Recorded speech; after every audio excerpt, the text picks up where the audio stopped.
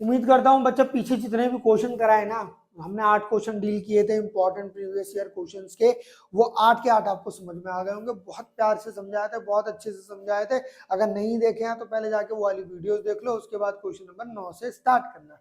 भाई मैंने आपको बताया था कि हम क्या पढ़ रहे हैं, हम पढ़ रहे हैं इंपॉर्टेंट क्वेश्चन जो प्रीवियस ईयर में पूछे गए या उसके जैसे क्वेश्चन जो आने वाले एग्जाम में पूछे जा सकते हैं। अब तक हमने 8 क्वेश्चन डील कर लिए हैं, 9वें क्वेश्चन पे हम हैं। इस 9th क्वेश्चन को अगर आप देखें तो बहुत इंपॉर्टेंट है, स्टैंडर्ड वालों के लिए तो खासकर, और बेसिक वालों के लिए सिंपल सा alpha plus beta, alpha into beta टक्कर के पूछता है। लेकिन स्टैंडर्ड का जब क्वेश्चन बनता है ना मेरा बच्चा, तो वो आपको इस टाइप की क्वेश्चंस दे देता है और घुमा देता है, बोलता है कि बताइए इसकी वैल्यू क्या होगी। ऐसा क्वेश्चन एग्जाम में पूछे जाने की बहुत ज्यादा चांस है, तो इस टाइप के क्वेश्चंस प्रैक्टिस करने की जरूरत है। अभी एक कर रहे हैं और क्वेश्चंस इसके कर देंगे और आपको सिखा देंगे। भाई इसने बोला है कि अल्फा बीटा हमारे पास जीरोस हैं इस गिवन क्वाड्रेटिक पॉलिनोमियल के, तो ये बताओ 1 by alpha plus 1 by beta minus alpha into beta की वैल्यू क्या होगी। इस टाइप के क्वेश्चन में सबसे पहले तो हमें निकालना है अल्फा प्लस बीटा। हम जानते हैं इसकी वैल्यू माइनस का बी बाई ए होती है, माइनस माइनस 1 अपॉन 1। कुछ नहीं किया, वैल्यू पुट करी। ए की वैल्यू हमारे पास 1 है, बी की वैल्यू हमारे पास माइनस का 1 है, एंड सी की वैल्यू हमारे पास माइनस का 4 है। भाई ये तो आपने सीखा होगा चैप्टर नंबर 1 के अंदर कि जब इस टाइप का क्वेश्चन पूछा जाता है तो हम कंपेयर करते हैं a x square plus b x plus c से। कंपेयर करके वैल्यू निकाल ली, वैल्यू की हेल्प से अल्फा इंटू बीटा निकाल लिया, जिसकी अल्फा प्लस बीटा निकाल लिया, जिसकी वैल्यू आ गई प्लस का 1। और अगर आप अल्फा इंटू बीटा निकालते हैं तो अल्फा इंटू बीटा की वैल्यू कितनी आ जाएगी, सी बाई ए, यानी कि माइनस का 4/1, यानी कि माइनस का 4। अब हमारे पास अगला टास्क आता है इतना वैल्यू फाइंड आउट करने के बाद कि हम वैल्यू पुट करें इक्वेशन में और आंसर लेके आए। लेकिन यहाँ पर डायरेक्ट वैल्यू पुट नहीं करी जा सकती क्योंकि अल्फा प्लस बीटा और अल्फा इंटू बीटा की फॉर्म में इक्वेशन नहीं है। तो आप क्या करेंगे, सबसे पहले इसको सिंप्लीफाई करते समय आप इसका एलसीएम ले लेंगे। जब आप इसका एलसीएम लेते हैं तो beta plus alpha upon alpha into beta minus में अल्फा इंटू बीटा, ये इक्वेशन बन गई आपकी।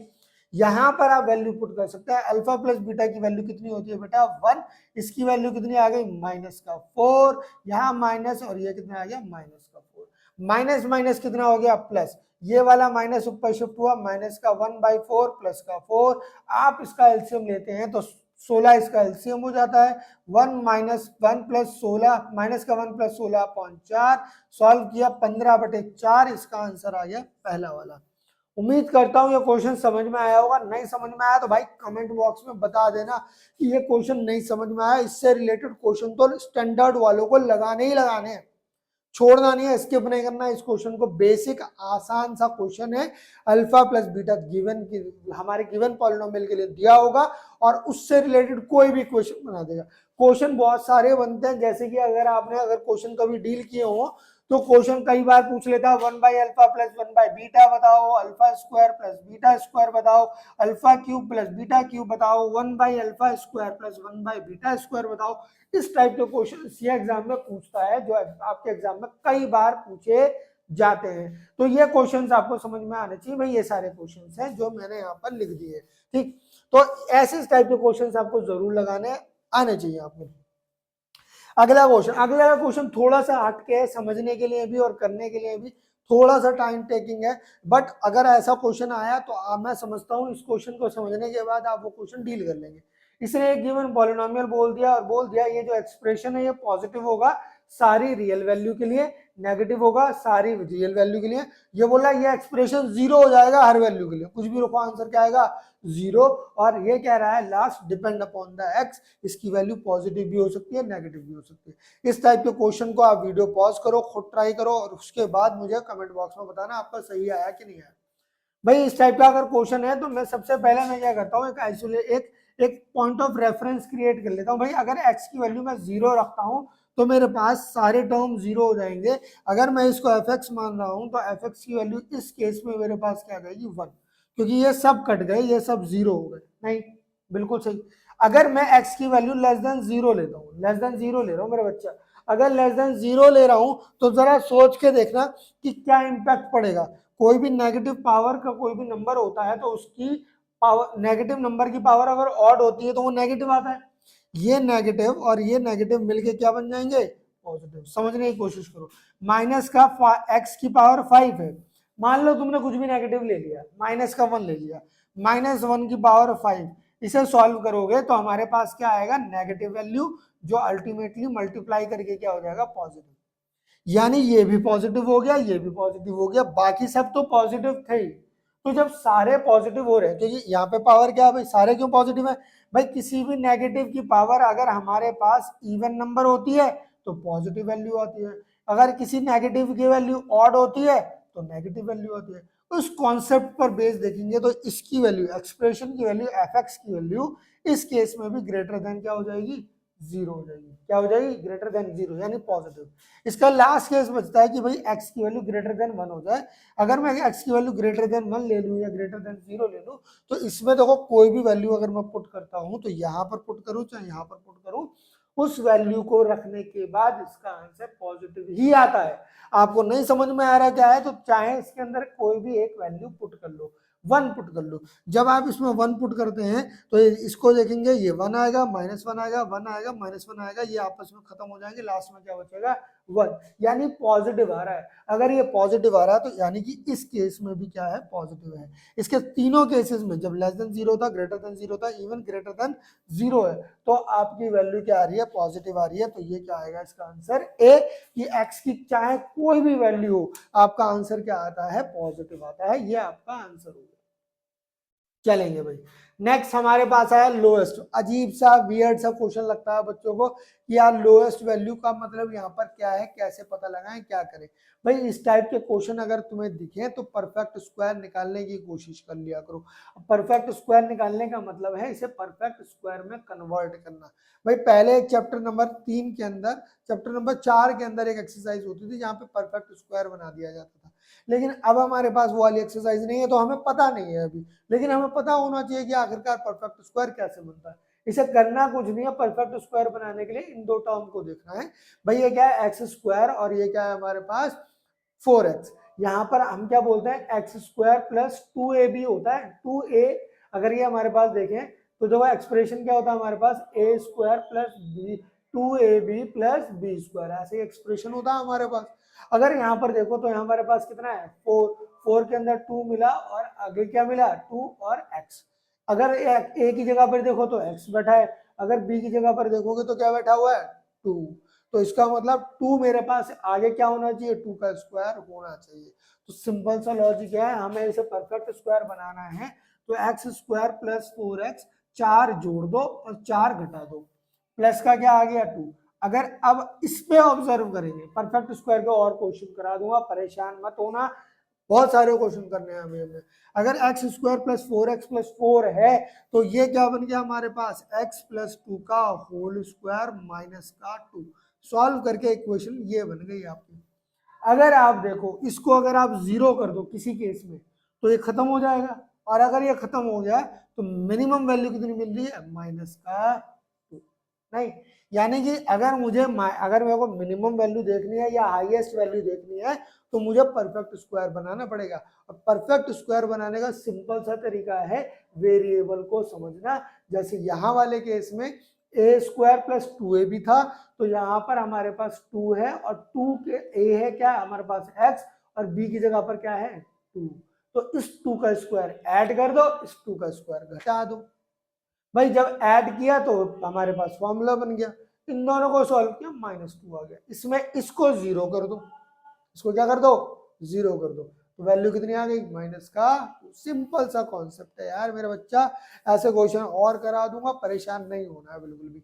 ये आंसर आ गया भाई। ऑल दो एनसीईआरटी जब देखते हैं तो एनसीईआरटी में क्यूबिक क्वेश्चन के लिए ये लिखा हुआ है कि ये क्वेश्चन एग्जाम में नहीं पूछा जाएगा, बट फिर भी हमें पता होना चाहिए alpha plus beta plus gamma अगर क्यूबिक क्वेश्चन है, क्योंकि 3 रूट है तो इसके 3 पावर है, तो इसके 3 जीरोज एग्जिस्ट करेंगे। वो क्या होंगे, alpha plus beta plus gamma, value उसकी वही होती है जो हमारी उसकी होती है, minus B by A, quadratic equation वाली। यहाँ पर बी की वैल्यू क्या है, माइनस का 3 और 3 के, और इसकी वैल्यू कितनी है 2। भाई माइनस का 3 के अलग है और ये अलग है, नेगेटिव नेगेटिव क्या हो गए, positive. Alpha plus beta plus gamma की वैल्यू कितनी दी थी इसने, 6 बोला था, सम ऑफ जीरोस कितने हैं 6। तो 6 बराबर क्या आ गया 3k/2। इसको सॉल्व कर लिया, k की वैल्यू क्या आ गई 4। आंसर क्या हो गया C। मतलब इस टाइप के क्वेश्चन एग्जाम में पूछे जा रहे हैं, आपको पता होना चाहिए कि भैया अगर ये एग्जाम में पूछ लिया तो मैं कैसे करूंगा।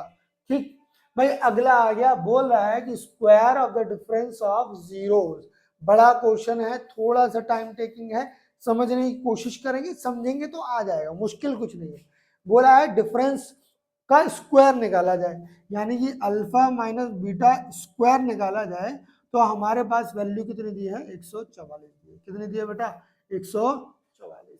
यहां पर अगर आप देखें तो हमारे पास क्या होगा, इसका formula alpha square plus beta square minus का 2 अल्फा बीटा, क्या आ गया 2 अल्फा बीटा बराबर कितना आ गया 144।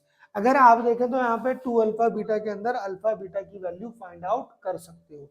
जैसे यहाँ पर अगर आप देखते हैं अल्फा प्लस बीटा क्या होगा माइनस का b/a। भाई अल्फा प्लस बीटा इधर लिख देता हूँ, अल्फा प्लस बीटा की वैल्यू माइनस का b/a, यानी कि अल्फा प्लस बीटा की वैल्यू माइनस का p/1, यानी कि क्या आ गया माइनस का 1। और अगर आप निकालते हैं प्रोडक्ट यानी कि अल्फा इंटू बीटा, तो इसकी वैल्यू कितनी आ जाती है मेरे बच्चा 45। कितनी आ जाती है वैल्यू 45।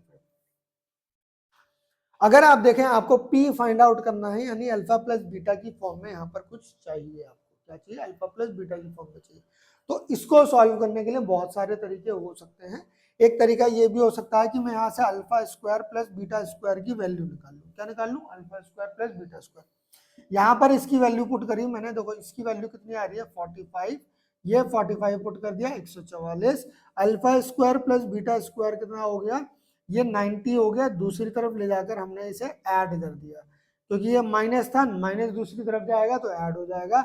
ये आ जाएगा मेरे पास 2, कितना आ गया मेरा बच्चा ऐड करो 4 आ गया इधर, ये 3 आ गया, इतना आ गया। सही है, यहां तक ठीक है, समझ में आया कि alpha square plus beta square. ना इसको उठा लो, देखो मैंने क्या बोला था alpha square plus sorry alpha plus beta की वैल्यू कितनी है भाई हमारे पास माइनस का p। बोथ साइड स्क्वायर कर दो, बोथ साइड स्क्वायर कर दो। जब बोथ साइड स्क्वायर करते हो तो alpha square plus beta square plus 2 alpha beta बराबर क्या आ जाएगा p का स्क्वायर। सही है, alpha square plus beta square की वैल्यू कितनी है 234।